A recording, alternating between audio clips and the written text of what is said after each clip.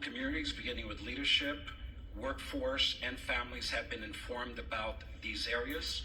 And as of now, those schools within the boundaries of the area that I will define are closed. This accounts for about 10% of our total schools in our district, about 100 schools out of 1,000 schools. The areas that I'm speaking about are schools located north of Manchester Boulevard, Firestone Boulevard, east of 10th Avenue, west of I-710, and south of Highway 134. Any school within that area, and that accounts again for the eastern part of our district, where the air quality met or exceeded levels that are not appropriate for employees or students to be around, are effectively shut down. We will be making decisions about what will happen in those schools going into tomorrow by 4 p.m. today based on the evolution conditions. In fact, since we made the decision to shut down those schools, air quality conditions have improved significantly despite the fact that they worsened significantly overnight. I want to speak specifically about schools surrounding the Palisades area. As of last night, we had to shut down 5 schools as a result of mandatory evacuation conditions. Those were Kinter Canyon Elementary School, Canyon Elementary School, Marquez Elementary School, Palisades Charter Elementary School, Revere Middle School, and Topanga Elementary School, in addition to Palisades High Charter High School. We have reports that Palisades High sustained significant damage as a result of the fire. We are working with state and federal entities to quickly access resources to address the issues facing this community. I want to very briefly address our workforce. We know today is not going to be a perfect day. A number of schools are shut down.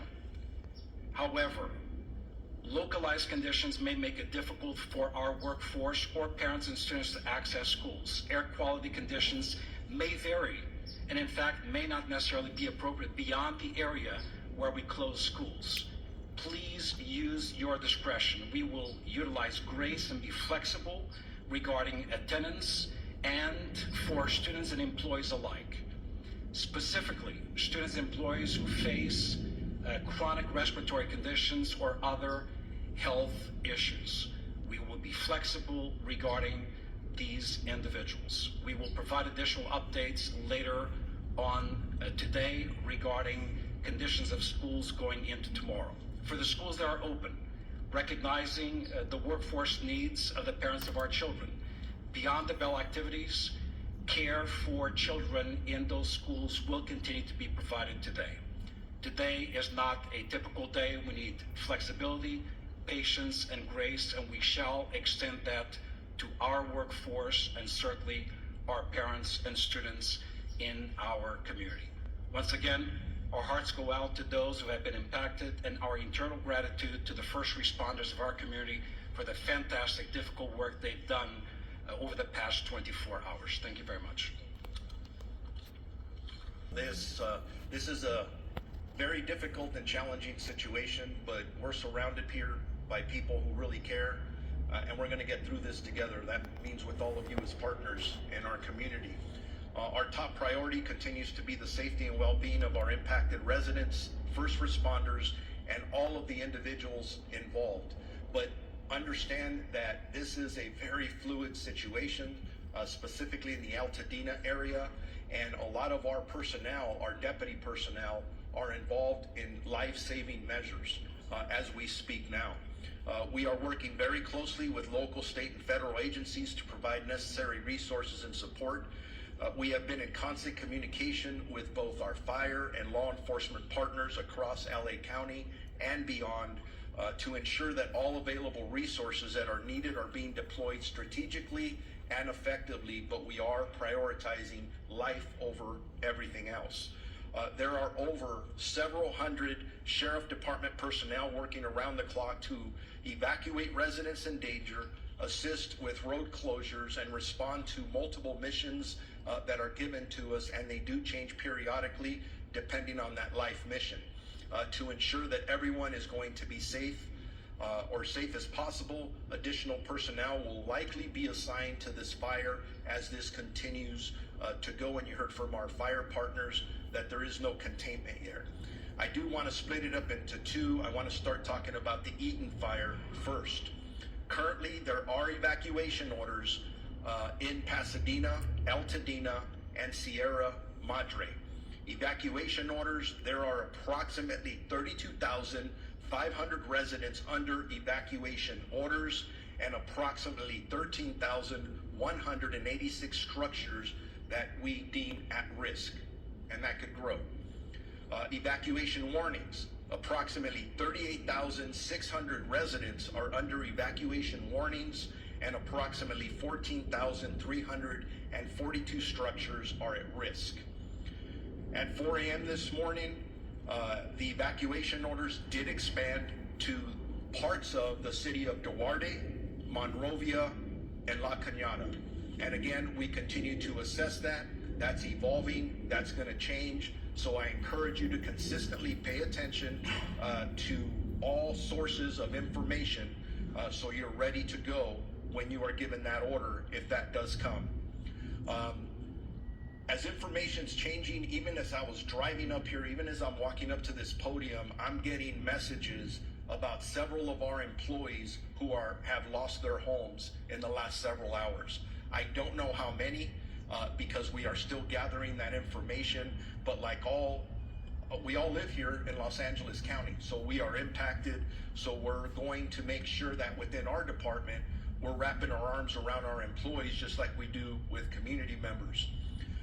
Again, as I was coming up here, I did find out that we did have 2 fatalities in this area.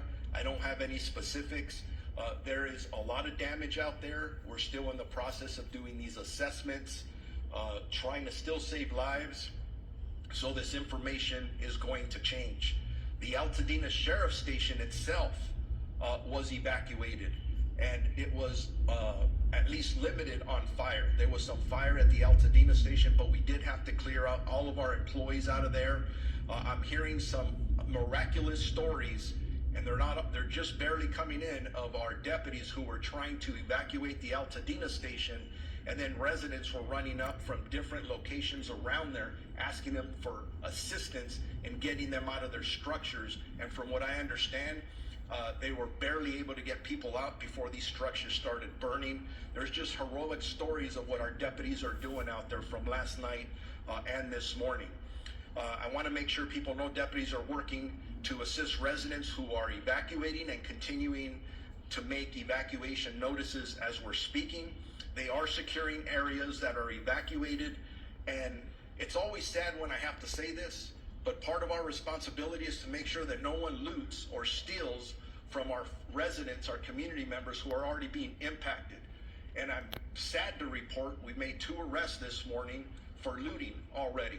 So if you are thinking about coming into any of these areas to steal from our residents, I'm going to tell you something. You're going to be caught, you're going to be arrested, and you're going to be prosecuted. Don't do that. Stay out of these areas.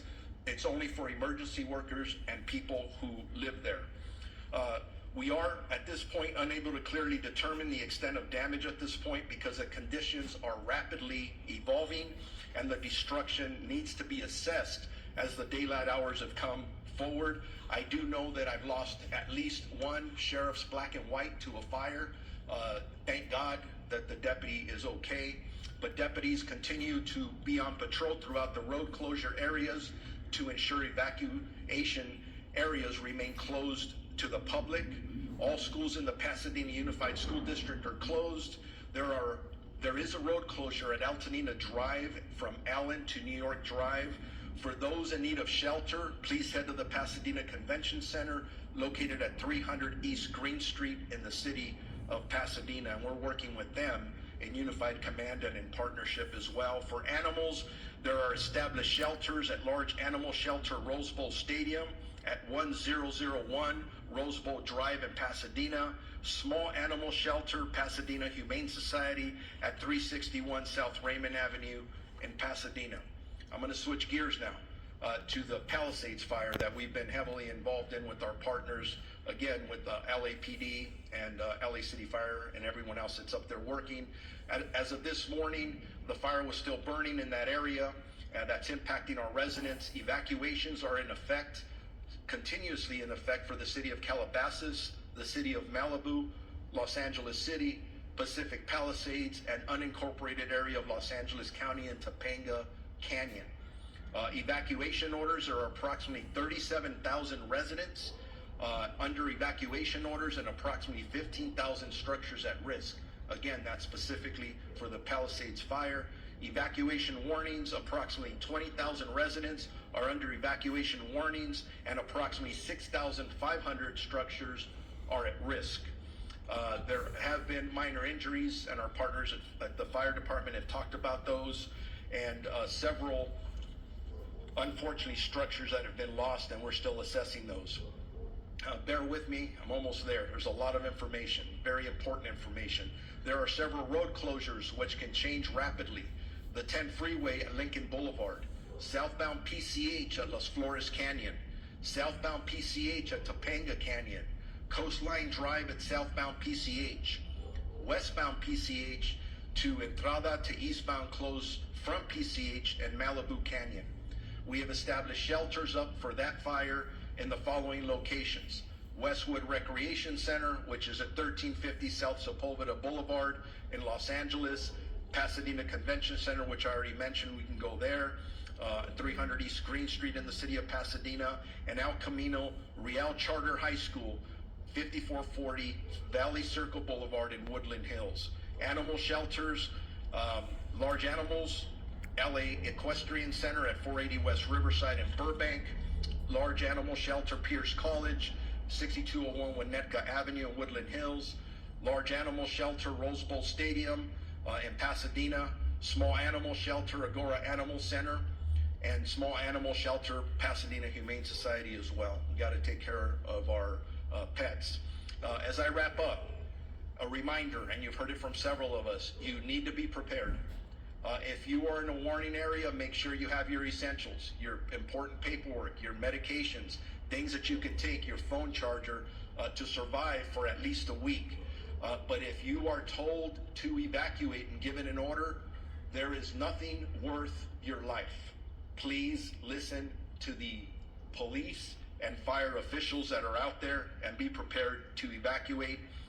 If you have more questions or there's about evacuations, evacuation centers, or road closures, go to lacounty.gov/emergency or our Sheriff's Department social media.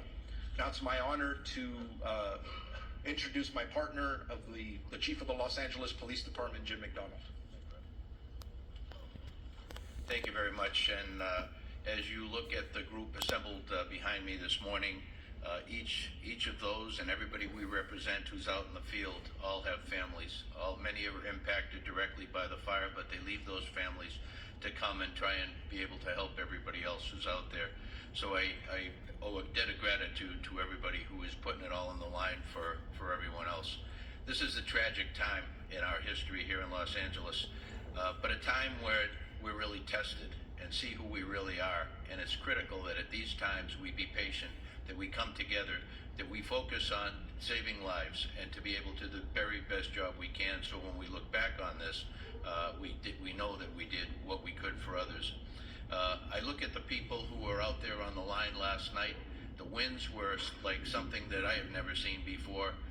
Firefighters, police officers, deputies, they're out there sheltering in their vehicles, their trucks and their cars, so that they don't end up getting burned from the fire that was being driven by 75 plus mile an hour winds. They were there until they could get out of the car and go back to doing their work. As you can imagine, a very difficult circumstance to deal with. These are, as I mentioned, unprecedented conditions, but also unpredictable. As the fire continues to spread and pop up in different locations, none of us know where the next one is going to be. So I would ask you to be vigilant, to look at your neighborhood, to talk to your neighbors, to have everybody on board, so that if they see something start up, that we get on it very quickly. We get fire resources out there as soon as we possibly can, because with these winds, once it starts small, it'll be very big very quickly. And so I would ask for everybody's help, cooperation, and vigilance in that role.